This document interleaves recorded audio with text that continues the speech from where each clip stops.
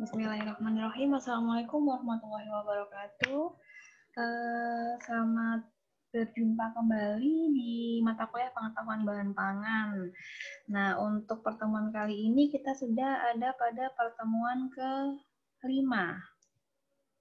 Untuk pertemuan kelima, kita nantinya akan membahas tentang karakteristik baik itu bahan olahan ataupun bahan mentah dari komoditas atau dari kategori umbi, serealia, dan kacang-kacangan. Kemudian pada pertemuan ke-6, kita akan membahas tentang karakteristik baik itu bahan mentah ataupun produk olahannya dari daging dan unggas, seperti itu. Nah, sebelum saya akan memaparkan materi terkait karakteristik beberapa komoditas tadi.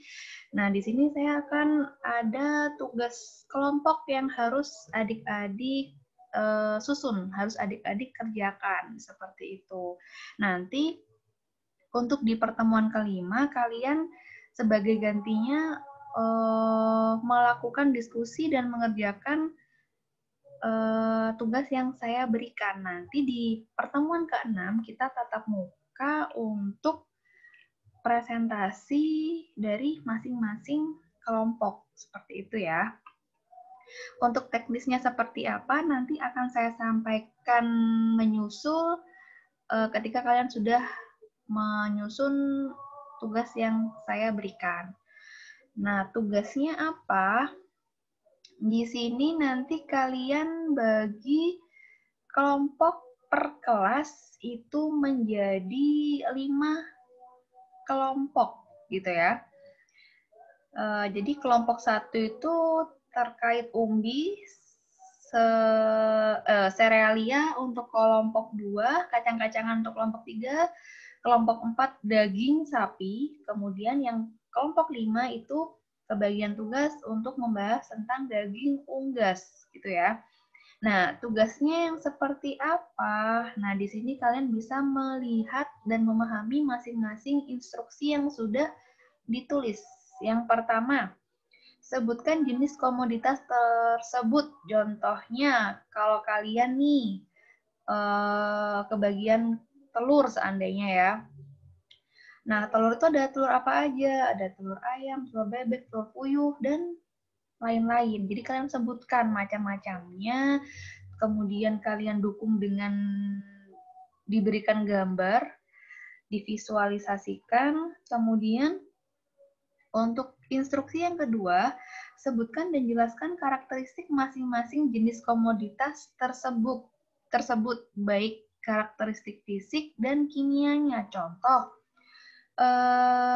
pasti dari segi fisik antara telur ayam, bebek, dan puyuh itu kan berbeda gitu kan ya.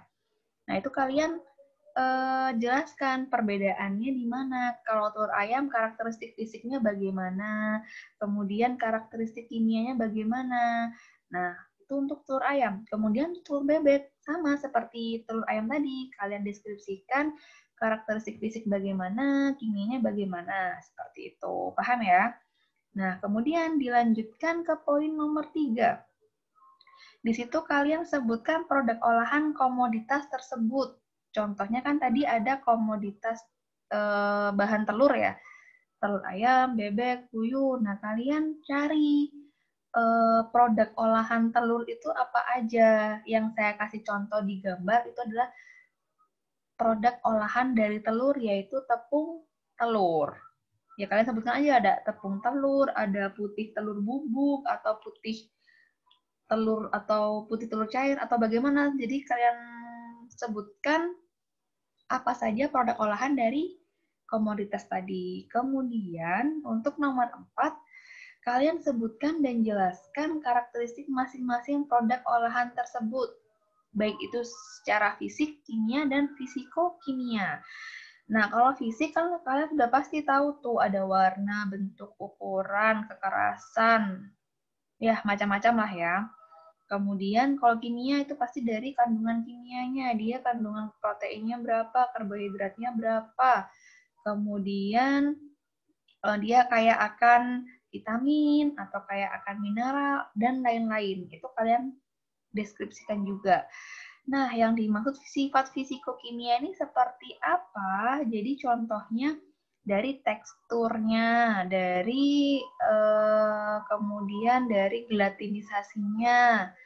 Jadi kalau seandainya tekstur semakin tinggi kadar airnya, maka dia akan semakin empuk atau semakin lembek kayak gitu. Kemudian kalau semakin sedikit kadar airnya, kalau kerupuk dia akan semakin renyah dan seterusnya.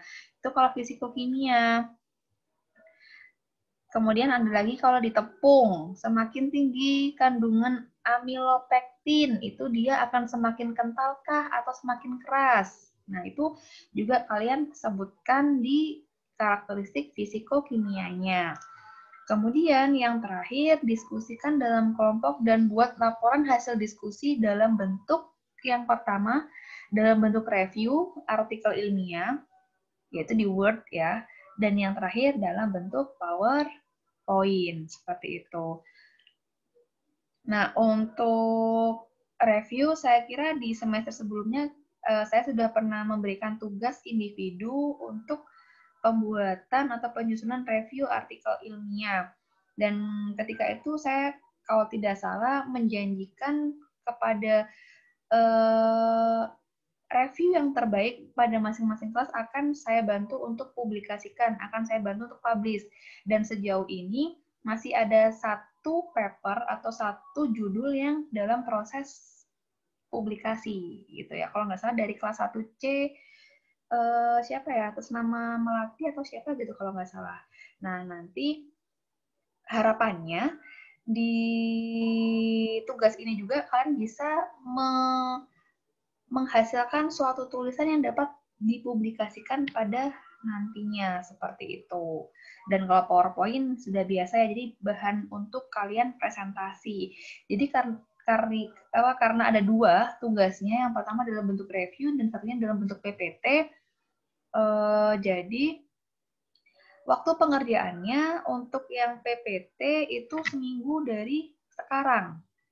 Jadi di minggu depan kita presentasi, tetapi untuk penyusunan artikel ilmiahnya kalian kumpulkan H-1 sebelum UTS. Jadi review tadi itu akan menjadi salah satu syarat kalian untuk dapat mengikuti UTS. Seperti itu ya. Ini udah tadi kelompok 1 umbi, serealia, kacang-kacangan, daging sapi, dan yang terakhir kelompok 5 daging unggas. Nah, ini untuk format penulisan reviewnya. Ya, saya rasa nanti kalian bisa baca sendiri. Apabila ada yang ingin ditanyakan, bisa menghubungi saya. Baik itu perwakilan kelompok atau secara individu, saya persilahkan. Memang harapannya untuk tugas yang penyusunan artikel itu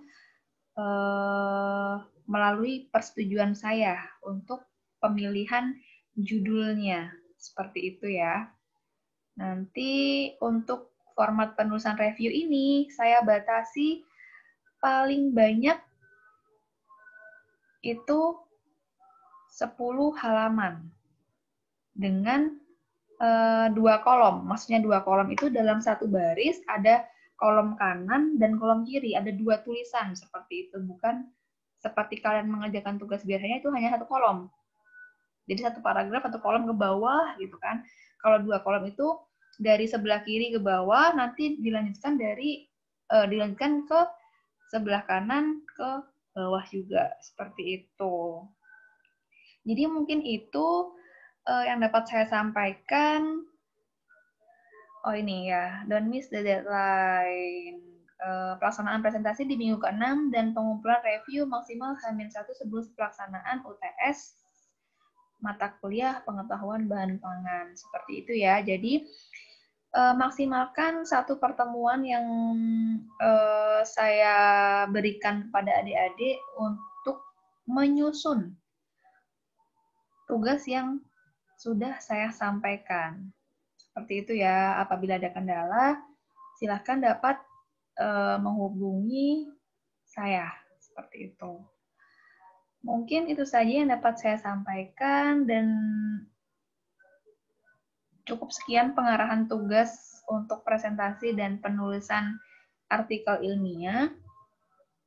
Saya pesankan lagi, saya ingatkan lagi bahwa harapannya nanti tulisan kalian itu akan saya bantu untuk kami publikasikan seperti itu ya.